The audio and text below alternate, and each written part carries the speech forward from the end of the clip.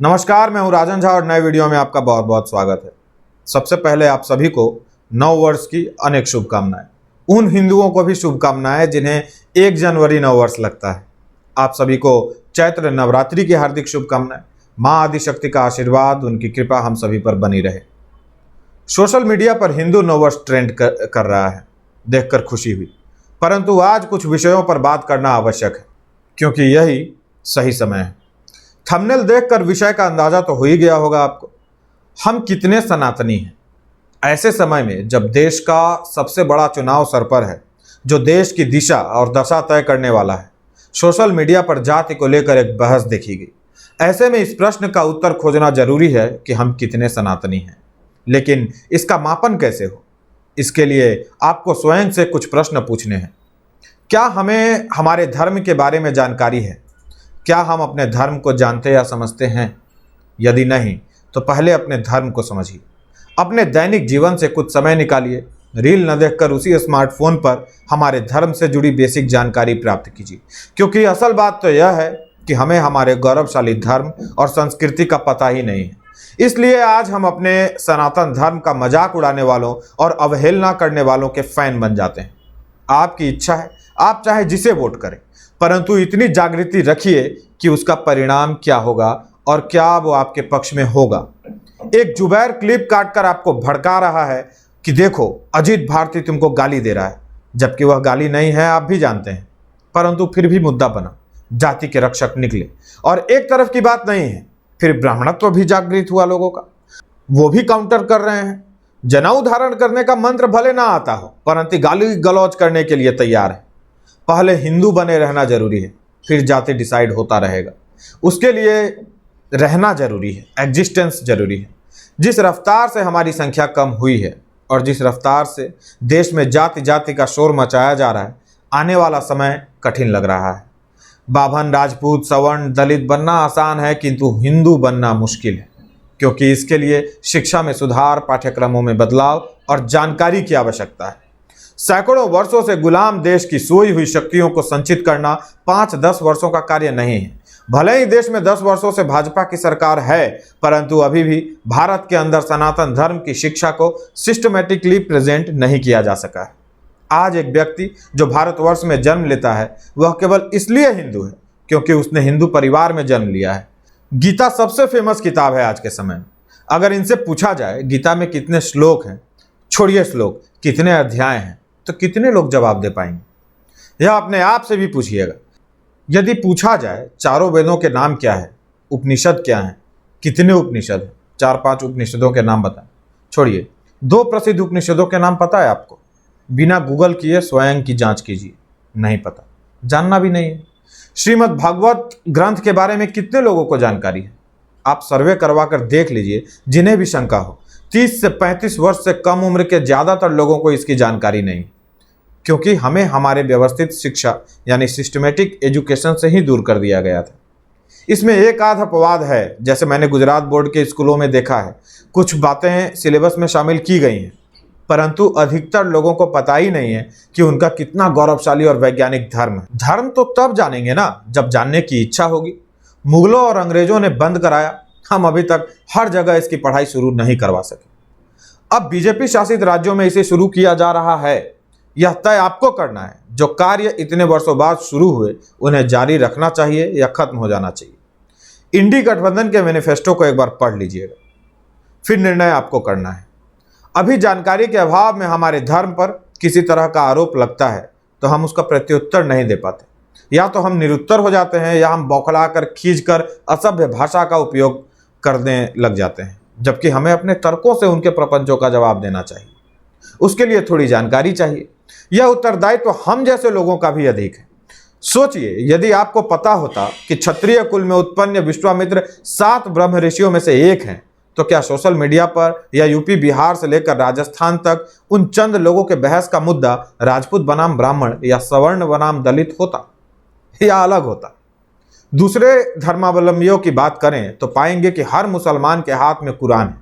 वो उसके लिए मरने मारने को तैयार हो जाएगा हर जुमे को, चाहे वो जहां रहे, प्राइवेट नौकरी कर रहा हो, सरकारी नौकरी में हो, वो यदि शिफ्ट में है तो भी शिफ्ट के समय से समय निकाल कर नमाज पढ़ने जाएगा। कुछ लोग 5 वक्त के नमाजी होते हैं, वो चाहे शिफ्ट में हो या ना हो वो जाएंगे। खास तौर पर भारतीय मुस्लिम तो इन बातों में 2 कदम आगे रहते हैं। क्रिश्चियन यानी ईसाई के हाथ में बाइबिल होगी, वे नियमित रूप से चर्च जाएंगे। कितने हिंदू अपने पास गीता रखते हैं, वह पढ़ते हैं। कितने हिंदू प्रतिदिन मंदिर जाते हैं। अब तो जजिया भी नहीं लग रहा आप पर। हमारे ग्रंथों को बिना पढ़े हम उन्हें नहीं जान सकते। हम नहीं जान सकते कि ग्रंथों के मूल में क्या है। इसलिए कोई भी आता है, कुछ भी बोलकर चला जाता है और आप उसके हाँ में हाँ मिला देते हैं। कोई स्टैंड अप कॉमेडियन सनातन मान्यताओं का मजाक उड़ा देता है, आप ताली बजा देते हैं। पीके और ओ माय गॉड जैसी फिल्में अपने तरीके से सनातन मान्यताओं का वर्णन करती हैं, उनका मजाक उड़ाती हैं और हम उन्हीं फिल्मों को 100, 200 करोड़, 300 करोड़ रुपए कमाकर दे जाते हैं।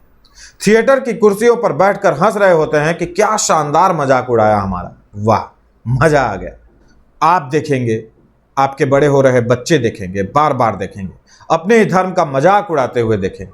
धोती पहने, चंदन लगाए पंडित को लालची दिखाएंगे। यही इमेज बच्चों के मन में बैठ जाती है। कहाँ वो रिस्पेक्ट कर पाएंगे, पूजा पाठ करवाएंगे, स्वयं तो कर ही नहीं रहे। आपको पता भी नहीं चलेगा कि आप और आपके बच्चों का ब्रेन वॉश कब हो गया, कैसे आपको मंदिर के पुजारी और पत्थर की उस मूर्ति का शत्रु बना दिया गया। या आपको भी पता नहीं चल सकेगा, उनके कुतर्कों में आपको सत्यता का आभास होगा। शिवलिंग पर दूध चढ़ाना आपको व्यर्थ का काम लगने लगेगा। अपने धर्म और अपने ही लोगों के प्रति कुंठा व प्रतिरोध से भर जाएंगे। अपने ही देवी देवताओं से आपको अरुचि होने लगेगी। पुजारी फ्रॉड और ढोंगी नजर आएंगे, देवताओं का निरादर करने लगेंगे। इस तरह आपको आपके धर्म से दूर किया जा रहा है धीरे धीरे। कुछ एक परिवारों को छोड़ दिया जाए तो वे आधे ईसाई आधे इस्लामवादी बन चुके हैं। यदि आप भी जन्मदिन पर दीप जलाना छोड़कर मोमबत्ती बुझाने लगे हैं तो सावधान हो जाइए। रही सही कसर फर्जी सेकुलरिज्म का ढोल पीटने वाले लोग पूरी कर ही रहे हैं। आपको जातियों में बांटकर लड़ाने वाले गिरोह के लोग ही खास समूह के लोगों का हाथ चूम रहे हैं।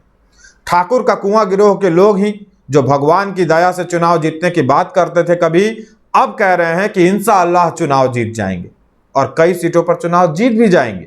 यह हकीकत है। हम लोग इंशाअल्लाह चुनाव जीतेंगे।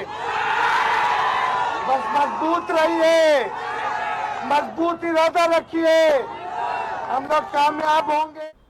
क्योंकि कंफ्यूजन में आप हैं, वे एकदम क्लियर हैं। आपको भी क्लियर होना पड़ेगा और लोग हो रहे हैं। ऐसा नहीं है कि हम अब बहुत बुरी स्थिति में हैं, इसलिए भाजपा चुनाव में अच्छा प्रदर्शन भी कर रही है। मेरी अपील भटके हुए उन लोगों से है जो जाति की श्रेष्ठता साबित करने में धर्म की हानि कर रहे हैं। हमेशा याद रखिए, आप संगठित रहेंगे तो हमें अस्तित्व बचाए रखने के लिए इजराइल की तरह बार बार कठिन संघर्ष नहीं करना पड़ेगा।